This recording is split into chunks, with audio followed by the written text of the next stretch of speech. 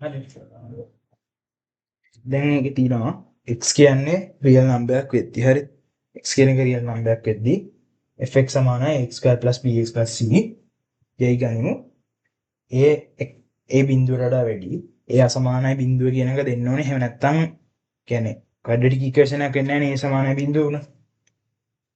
abc කියන්නේ real numbers. fx අවමගය මෙන්න මේක බව පෙන්වන්නලු. ඩිස්ක්‍රිමිනන්ට් එක b වර්ගයේ ඍණ 4යි ac කියන්නේ අර මේ ත්‍රිකෝණයේ හැඩය මොකක්ද කියලා ඒගොල්ලෝ ඩිෆයින් කරලා තියෙනවා. එතකොට fx කියන්නේ මොකක්ද මේගොල්ලෝ දීලා තියෙන්නේ?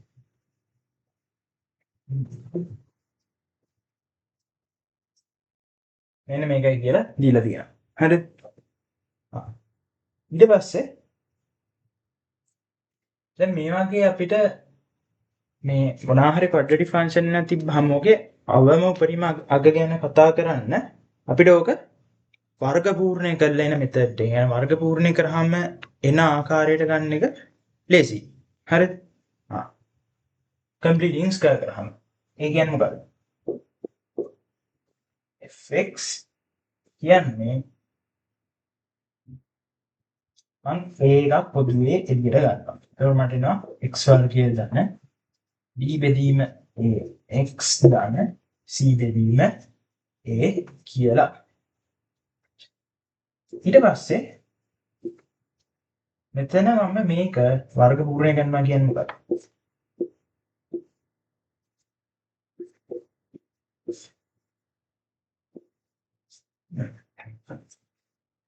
x ට මොකක් හරි එකතු කරලා වර්ග කරාට පස්සේ මම මේ දෙක හැදෙන විදියට හදාගන්නවා.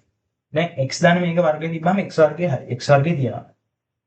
මේක වර්ග කරද්දී x වර්ගයක් එනවා. ඊට පස්සේ දෙක ගුණ කිරීම x ගුණ කිරීම මෙතන තියෙන එකක් නේ හැදෙන්නේ.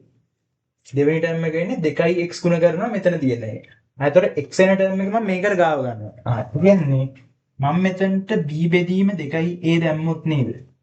මම මෙතනට b බෙදීම 2a දැම්මොත් නේද? මෙයාව එක්ස්පෑන්ඩ් කරද්දි මට x වර්ගයක උත් ඇවිල්ලා b බෙදීමේ x එකේ උත් එන්නේ. දෙක ගුණ කරලා x ගුණ කරලා මේකෙන් ගුණ කරනවා. එතකොට මට b බෙදීම a x එකක් එනවා. ඒක හරි. හැබැයි මේක නිසා මට ඕනෑමට වඩා ආවේ මොකද? මේක එක්ස්පෑන්ඩ් කරලා තව තුන්වෙනි ටර්ම් එකක් එනවා. b වර්ග මේ මුළු එකේ වර්ගයක් තව මේකෙන් වැඩිපුර එනවා. ඒක මගේ ඔරිජිනල් තිබ්බ දෙයක් නෙමෙයි. මේ නම් මේ නෙමෙයි මේ ඒක ඔරිජිනල් තිබ්බ දෙයක් නෙමෙයි. ඒ කියන්නේ මම ඒකේ වර්ගය අඩු කරන්නත් ඕනේ. කොහොම තමයි වර්ග පූර්ණය වෙන්නේ.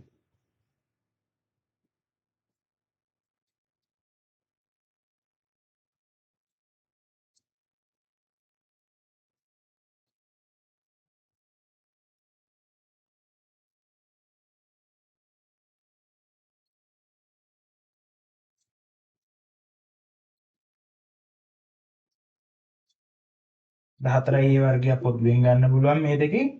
එතකොට මට එනවා 4යි ac ඍණ b වර්ගය කියලා. හරි. එතකොට දැන් ගානේ මේ ඩිස්ක්‍රිමිනන්ට් එක කියන එක මට දීලා තියෙනවා. මේ ඩෙල්ටා කියන අපි යුනිවර්සිටි මේ පාවිච්චි කරන්න මේක මේ ඩෙල්ටා කියන සයින් එක. මේක මට දීලා තියෙනවා. ඒ කියන්නේ මෙන්න මේ මොකද්ද? මේ මට තියෙන්නේ මයිනස් ඩෙල්ටා එක නෙමෙයි තියෙන්නේ. ඔය තියෙන මයිනස් ඩෙල්ටා එක. එහෙනම් මම මේක a ගෙනුත් ගුණ කරාම මට මේක එනවා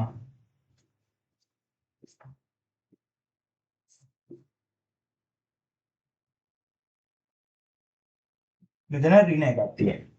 ඍණ ඩෙල්ටා. මේ මුළු එක ඍණ ඩෙල්ටා වෙනවා. බෙදීම 4යි a වර්ගයක් තියෙන හැබැයි මේ ඒකෙන් ගුණ වුණාම එක එකට එකක් කැපෙනවා. ඒතකොට 4යි a එකක් එන්නේ. මේක තමයි fx කියන්නේ මෙන්න මේක. හරි. දැන් මොකද්ද? දැන් මේක ඇත්තටම කෙනෙක්ට කෙලින්ම කියන්න පුළුවන් දැක්කම තේරෙනවා මේක මිනිමම් වැලියු එක මේක කියලා a බිඳුවට වඩා වැඩියි. හරි. එක්කම x සමානයි b බෙදීම 2යි a කියන එක අනිවාර්යෙන් වර්ග වුණාම බිඳුවට වඩා වැඩි හෝ සමානයි. හරි. වර්ගයන් බිඳුව වෙන්න පුළුවන් වැඩි හෝ සමානයි. ඕක a බිඳුවට වඩා වැඩි නිසා. හරි. a කියන එකත් පොසිටිව් එකක් නිසා ඕක a කින් ගුණ කරාම එන එක බිඳුවට වඩා වැඩි හෝ සමානයි. බැරි වෙලාවත් a කියන එක ඍණ එකක් වුණොත් මෙයාගේ සයින් එක අනිත් පැත්ත ගන්නවා. a ගේ සයින් එකක් ඔයාලට දීලා නැත්නම් ඔයාලට මේක එක පාට එහෙම ලියන්න බෑ. ඔක දෙපැත්තෙන් ඕන එකක් එන්න පුළුවන්. හා මම දැන් මේක දෙපැත්තටම මේක එකතු කරා. එකතු කරනවා හෝ අඩු කරනවා කියලා හිතමුකෝ. හා මේ පැත්තට මේක එකතු කරාම මේ පැත්තට ඕක මෙනවනේ. මේ කියන්නේ මොකද? මේ කියන්නේ fx නේද? ඒ කියන්නේ fx. fx කියන එක විශාලයි හෝ සමානයි. මෙන්න මෙයාගේට වඩා. අනිවාර්යෙන් ඔක වෙනවා. ඒ කියන්නේ මොකද්ද? හරිද? මේවා නිකන් හොඳ අන්ඩර්ස්ටෑන්ඩින් විතරයි කිව්වේ. fx ගේ අඩුමගේ කියන්නේ මොකද්ද? සීන දෙල්ල බෙදීම 4යි 1. එහෙම නැත්නම් ඔයාලට කෙලින්ම මේක දැක්කහම කියන්න පුළුවන් a බිඳුවට වැඩි නිසා x සමානයි ඍණ b බෙදීම 2යි a වන විට fx ගේ අවමය ලැබේ එක සමානයි ඍණ මේක කියලා කෙලින්ම ලියන්න පුළුවන්. හරිද? තේරෙනවද? කියන්නේ මෙතනට මේක ඇල්ලම බිඳුව වෙනවනේ x එක ඍණ b බෙදීම 2යි වුණා. එතකොට fx ගේ මිනිමම් මගේ මෙන්න මේක කියලා එනවා. හරිද? එතකොට ගානේ පළවෙනි කෑල්ල හරි. ඒ ටික ලකුණු 20ක් කඩලා තියෙනවා. ඊළඟට p හා q යන තාත්වික සංඛ්‍යාවයිද රියල් මම මේ මගේ print එක පොඩ්ඩක් quality නෑ. පොඩ්ඩක් ඉන්න මගේ මේ print එක quality ආවි. හරිද?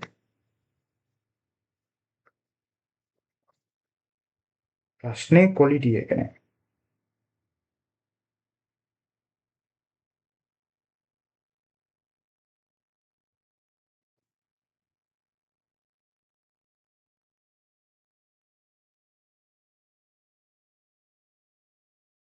බුද්ධ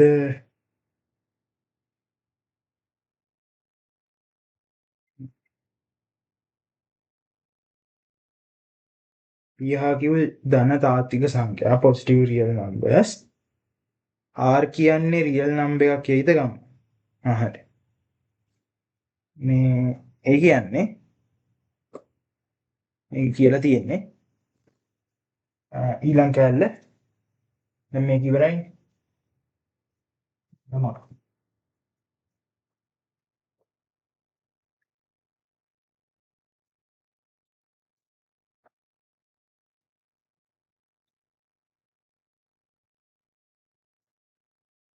හරි. p හා q මේකයි හරි gx.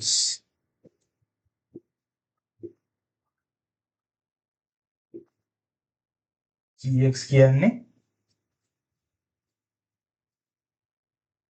ස්වර්ගයේ ධන 2යි pq x ධන qr. එතකොට මේක කියලා තියෙනවා pq කියන්නේ positive real numbers ධන තාත්වික සංඛ්‍යා. කියන්නේ ඒවා positive. ඊට පස්සේ r කියන්නේ නිකන් තාත්වික සංඛ්‍යාවක්. ඒක positive වෙන්නත් පුළුවන් negative වෙන්නත් පුළුවන්. හරිද? එතකොට දැන් අපිට මුලින්ම බව පෙන්නන්න කියන්නේ gx සමාන බිඳුව සමීකරණේ තාත්වික මූල නොමැති බව දී ඇත. r එකට වඩා වැඩි බව වෙන්නා. ඒගොල්ලෝ කියලා තියෙනවා මේකට තාත්වික මූල නැහැ කියලා. ඒතර කෙලින්ම තාත්වික මූල කියන්නේ මොකක්ද? ඩිස්ක්‍රිමිනන්ට් එක බිඳුවට වඩා අඩු වුනහම තාත්වික මූල නැහැ කියන්නේ ඩිස්ක්‍රිමිනන්ට් එක බිඳුවට වඩා අඩුයි. දැන් මේකේ මේගොල්ලෝ කියලා තියෙන්නේ තාත්වික මූල නැහැ කියලා පෙන්වන්න කියලා නෙමෙයි කියලා තියෙන්නේ. තාත්වික මූල නැහැ කියලා ඒගොල්ලෝ දීලා තියෙනවා. එහෙම දීලා තියෙනවා අපිට මේකෙන් ගන්න පටන් ගන්න පුළුවන්. හරිද?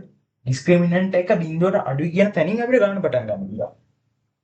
ඒතකොට තාත්වික මූල නැහැ. ඩිස්ක්‍රිමිනන්ට් එක බිඳුවට අඩුයි. ඩිස්ක්‍රිමිනන්ට් එක කියන්නේ මොකද්ද? v² කියන්නේ 2යි මේකේ ස්ක්වයර්. 4යි a කියන්නේ මෙතන p c කියන්නේ qr. ඒක බිඳුවට අඩුයි. මෙතන එනවාට 4යි pq. ඊන 4යි pqr කියන්නේ බිඳුවට අඩුයි. 4යි pq එක කොමන් ගන්න පුළුවන්. එක ඍණ r එකක් එනවා. බිඳුවට වඩා අඩුයි කියලා වාට එනවා. එතකොට දැන් අපිට ගාන මුලදී දීලා තිබ්බ pq කියන්නේ ධන සංඛ්‍යා. නැත්නම් පොසිටිව් නම්බර්ස්. ආයි කියන්නේ PQ කියන දෙකම බිඳුවට වඩා අඩුයි. ඒක නිසා මොකද්ද වෙන්නේ? 1 ඍණ R කියන එක බිඳුවට වඩා අඩු වෙන්නම ඕන. නැත්නම් මේ දැන් මේකත් ධන මේකත් ධන. එහෙනම් මේක ඍණ වෙන්න ඕනේ මේ මුළු එකම ඍණ වෙන්න. නෑ 1 ඍණ R බිඳුවට අඩුයි. මේ කියන්නේ මොකද්ද? R 1ට වඩා වැඩි. ඒකනේ අපිට බව වෙන්නන්නේ කියන්නේ. හරියට බව වෙන්නන්නේ කියන එක කරා. ඊළඟට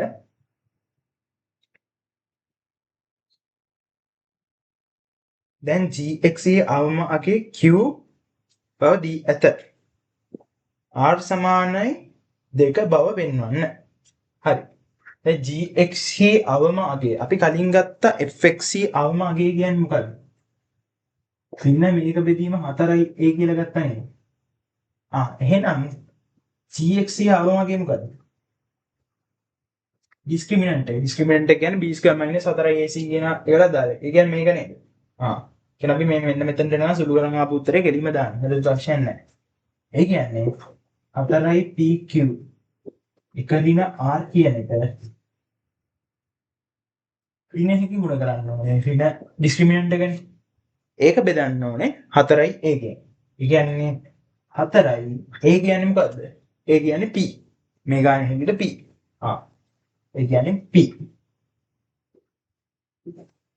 සමානයි කියලා මේකවල කියනවා අවමගය q වෙනවා. හරි. ඊට පස්සේ p කියන එකයි q කියන එකයි දෙකම බිඳුවට වඩා වැඩි. බිඳුවට වැඩි කියන්නේ බිඳුවට සමාන වෙන්නේ නැහැ. සමාන වෙන්නේ නැත්නම් මට මේක මේක කපන්න පුළුවන්. q ට q කපන්න පුළුවන්. 4ට 4 ගන්නවා. ඒ කියන්නේ ඍණ 1 ඍණ r සමානයි 1යි කියලා එනවා නේද? ඒ කියන්නේ 1 ඍණ r කියන්නේ ඍණ 1යි r කියන්නේ 2යි. හරි. ඒකත් අපි බව පෙන්වනවා. දැන් ඊළඟට තියෙනවා ලගින අයිකාන පැහැදිලිව print වෙලා යන ගාන. y සමානයි x + 1. y සමානයි x ධනක සරල රේඛාව r සමානයි 2 වෙන y සමානයි gx වක්‍රයට බිඳුව 1 ලක්ෂයේදී වූ ස්පර්ශක රේඛාව නම් p හා q හි අගයන් සොයන්න. හරි. අපි දැන් වෙනම ගමුකෝ මේක. හරි. මේ ටික හරියි.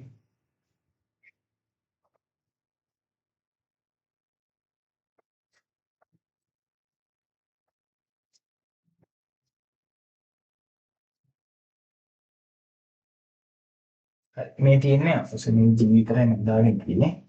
මේ තියෙන්නේ gx. හරිද? දැන් මෙහෙම xy ප්ලේන් එක ගැහුවොත් p කියන්නේ ධන සංඛ්‍යාවක් කියලා දීලා දෙනවා. ඒ කියන්නේ ඔය සවුවේ කොහෙන් ගියත් මේ වගේ එකක් එන්නේ. ඊට පස්සේ අපි ගානේ මුලින්ම පෙන්නුවා මේක කිව්වොත් මූල තාත්වික මූල නැහැ. ඒ කියන්නේ මේ graph එක කොහෙවත් මෙහෙම යට කට් කරන්න බෑ. හරිද? මෙහෙම x axis එක කට් කරන්න විදියක් නැහැ. තාත්වික මූල නැති හින්දා x axis එකට උඩින් යන graph එකක් තියෙනවා කොහෙන්ද කියලා. මෙන්න මේ වගේ උඩින් යන එකක් තියෙන්න ඕන. හරිද? ඔය දෙක අපේ ඔළුවේ තියෙනවා. ඊට පස්සේ y සමානයි x ධන 1 සරල රේඛාවට x ධන 1 කියන්නේ අනුක්‍රමණය 1යි අන්තර්ඛණ්ඩය 1යි. ඉන්ටර්සෙප්ට් එක 1යි ග්‍රේඩියන්ට් 1යි යන ලයින් එක. ඒ කියන්නේ මෙන්න මේ වගේ ලයින් එකක්. හරිද? මේ තමයි y = x + 1 කියන රේඛාව. ඔය රේඛාවට r සමානයි 2 වෙන විට y = gx කියන graph එක. කියන්නේ මෙතන r ට 2 දැම්මහම එන graph එක. ඒ කියන්නේ මොකද්ද? r ට 2 දැම්ම කියන්නේ y සමානයි gx r ට 2 දැම්ම කියන්නේ px වර්ගය ධන 2යි මූල pq ධන 2යි q. ඕකේ ලස්සන මේකක් තියෙනවා නේ.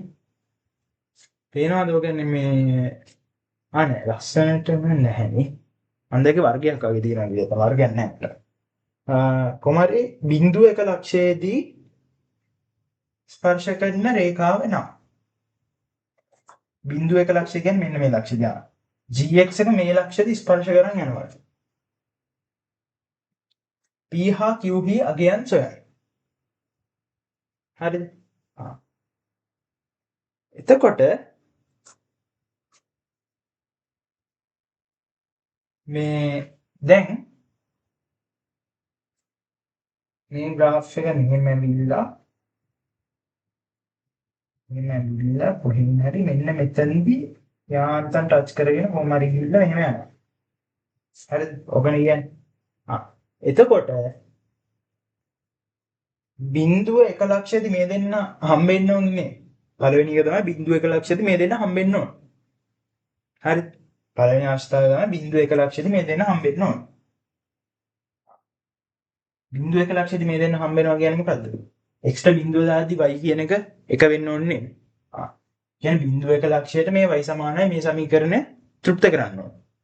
ඒ කියන්නේ y 1 වෙන්නේ x බිංදුව වුණා. මේක බිංදුවයි මෙතන 2යි pq x එකක් තියෙනවා. සෝරි. ධන 2යි q. හරි. ඒතකොට වඩිනවා q කියන්නේ half කියලා මේකෙන් ගන්න පුළුවන්. හරි. ඊට පස්සේ මම හිතන්නේ මෙතන ඩිෆරන්ෂියේෂන් අපිට ඕන වෙනවා. මම ඒකත් මෙතනම කරන්නම්. ඒ කියන්නේ දැන් කර්ව් දෙකක් ස්පර්ශ වෙනවා කියන්නේ මොකක්ද? කියන්නේ දැන් හරි. දැන් බිංදුව 1 ලක්ෂය මේ සමීකරණය තෘප්ත කරනවා. ඒකෙන් කියවෙන්නේ මොකද්ද? ඒකෙන් කියවෙන්නේ මේ gx y සමානයි gx කියන එක කොහෙන් හරි මෙතනින් පාස් වෙනවා කියන එක විතරයි කියවෙන්නේ. හරිද? y සමානයි gx එක නිකන් මෙන්න මෙහෙම යන්න පුළුවන්. ප්‍රශ්නයක් නැහැ. අපි ගත්ත q සමානයි භාගය වෙද්දි මෙහෙම යන්න පුළුවන්. හරිද? ඒක අපිට එක්සැක්ට්ලි කියන්න බෑ. ඒ වුණාට ඔයාට මේ gx කියන්නේ මේ y gx සමීකරණය අවකලනය කරොත් ඩිෆරෙන්ෂියේට් කරොත් හරිද?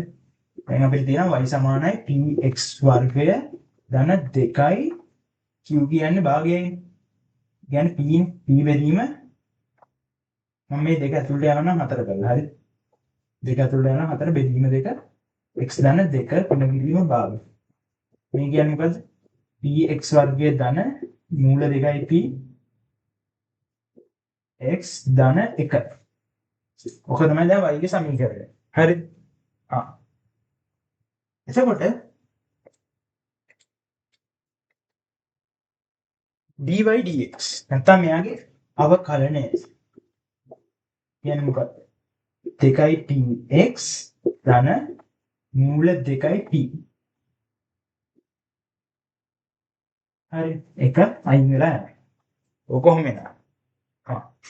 එතකොට මේ අවකලනේ ඩිෆරෙන්ෂියේට් කරාම මොකක්ද වෙන්නේ? මේ y සමානයි gx කියන වක්‍රය y සමානයි gx කියන කර්ව් එකේ ග්‍රේඩියන්ට් එක නැත්නම් අනුක්‍රමණය නේද වෙන්නේ. මේ කර්ව් එකේ ග්‍රේඩියන්ට් එක තමයි මේ එන්නේ.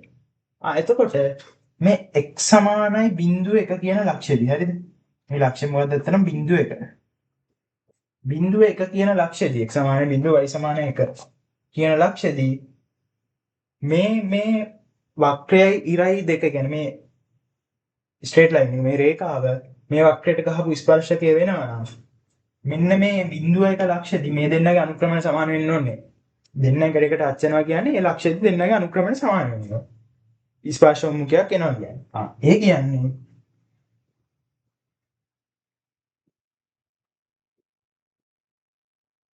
x සමානයි බිඳුවේදී මූල 2යි p.